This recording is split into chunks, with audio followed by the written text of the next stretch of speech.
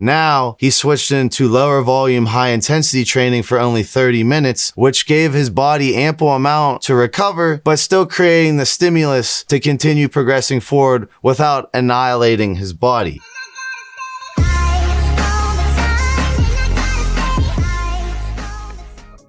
What is up, everyone? It's Russo. I hope everyone is doing well. Run up the like button, guys. My voice is coming back, and I was talking to my girl upstairs that I think the voice is permanently different. So hopefully you guys liked the little bit of smoker vibe. I permanently damaged my voice.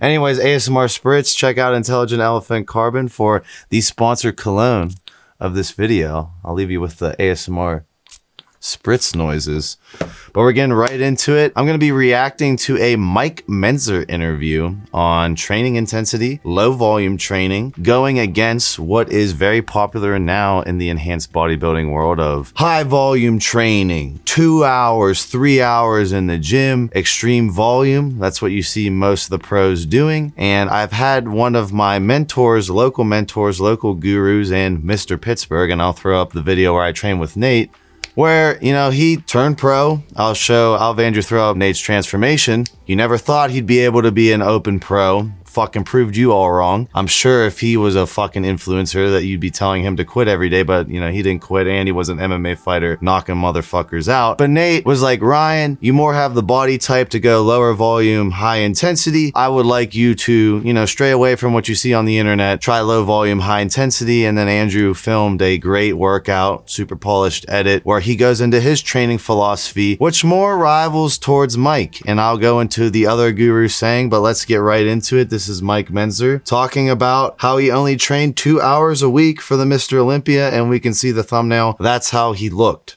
Look at that picture. But you can see the dedication that would take to look like that. I mean, that's hours and hours and hours of training there. How many years was that to get to that point? Well, that was 11 years. So Mike, you know, Andrew, I think Andrew's, you know, you're late in the bodybuilding game and you see all these mass monsters, all these like, yeah, it's cool you look like that, but like, holy fuck, like I wouldn't really aspire to look like that. Mike Mentzer, I think, is more of a physique everyone would like strive towards, like being the man, like having an enhanced physique that blatantly looks enhanced, but it's not crazy over the top and it's very dense, not bubbly. Years ago, a photograph taken right before the 1980 Mr. Olympia contest, and I had been training at that point for about 15 years, but for about 7 years straight through right before that. But an important point, Anthony, I did not train for hours and hours every day, and this is an important issue. Contrary to what most bodybuilders do, which is train 2 to 4 hours a day, 7 days a week, to obtain that condition, I trained literally for 30 minutes 4 times a week, 2 hours a week.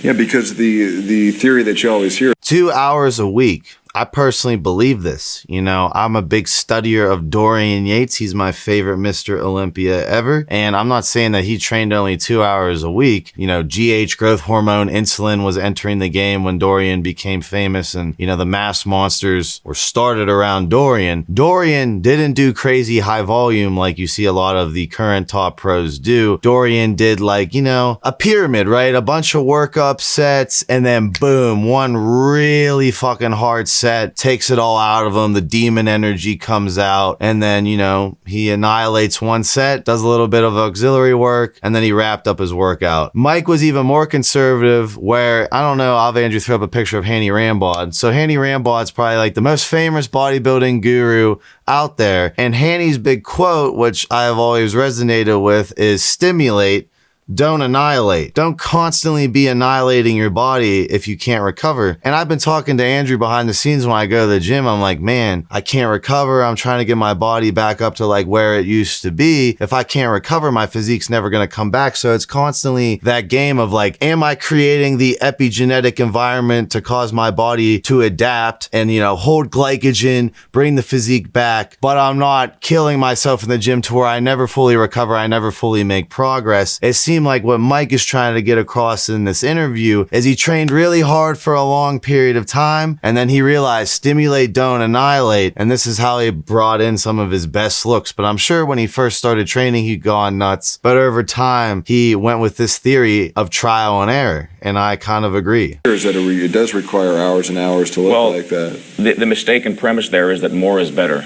And the body doesn't necessarily work that way. If 2 hours or 4 hours a day were good, well, why not train 12 hours a day? Training is a form of stress, and up to a certain point in time, exposing the body to stress can be beneficial, but beyond a definite period in time, it can actually be detrimental. So like Hany says, stimulate, don't annihilate. That's the top Olympia trainer saying stimulate, don't annihilate. I'll have Andrew throw up Phil Heath. The greatest bodybuilder in my opinion, Andrew threw up 2008, Phil Heath. Hany created that physique. Stimulate, don't annihilate. What you can take away from Mike is like, when you see that physique, that's pretty much what everyone aspires to look like, where over time, you know, he probably started out the gates training real crazy, training real hard, build his foundation, build his compound movements. He's been training for 15 years. He has that solid foundation, that solid base. Now he switched into lower volume, high intensity training for only 30 minutes, which gave his body ample amount to recover, but still creating the stimulus to continue progressing forward without annihilating his body. I don't know where you're specifically at on that other side of the camera as far as where you are at with training, but just remember, more is not always better with training. And sometimes, especially, you know, I'm a bipolar individual, I don't really work out to look good, honestly. I know people are gonna say that's crazy. I work out to get my stress out, right? That's my fucking therapy when I go in the gym. I don't go to talk, I don't go socialize, I don't go to pull gym birds, I don't do none of that shit. I go in there with my hood up. I'm one of the guys with the hood up who just like to, you know, get my energy out, right? I fucking get my bipolar energy out. I feel good after. And there's been a lot of times where I've been really upset, went in the gym, annihilated my body, couldn't recover days after, even enhanced. So if you're natural destroying your body constantly and not recovering, that's why you're not progressing. And if you are enhanced, you still can overdo it. And sure, you can adapt the cycle to keep up with your training. And you see me do that constantly, where I'll tweak the cycle and be like, oh, I'm annihilating my body, you know, a little bit too hard. Let's up the dose. Let's change dosing frequency. Let's try and give my body, you know, more auxiliary, exogenous, synthetic androgen, synthetic growth peptides, more gasoline on my fire to keep up with the amount of wood I'm throwing down, as far as, you know, chopping down myself in the gym to light it up again. But, you know, there is a point where you're overtraining. And I've said constantly, I don't think people train hard enough. They might train too long, but like, if you're doing these low volume workouts, like a Dorian style workout, where like, yeah, you pyramid up, you do some high reps on your pyramid up, then one set, you do a drop set deep into absolute actual failure. It's going to be really hard to train after doing that set if you did it correctly. And I feel like that's where I say, oh, most people aren't overtraining. And then people get my words twisted and saying like, oh, Russo thinks overtraining doesn't exist. It exists if you're annihilating the fuck out of your body. I'm saying most people don't even go to that place. Like, I'll have, like, if I trained Andrew, right, I would make him think when I'm training him, all right, you're done at rep 8. And I'd be like, once Andrew gets to rep 8, I'd be like, do 6 more. He'd get 6 more. That's closer to actual failure. You put in your mind where this failure point is, you can push way farther. And when you're on drugs enhanced, you gotta push way farther. And that's what separates a pro from a person who'll never go pro. But do you need to spend hours a day doing too many sets to never recover? No. Stimulate, don't annihilate. I'll see you guys in my next video.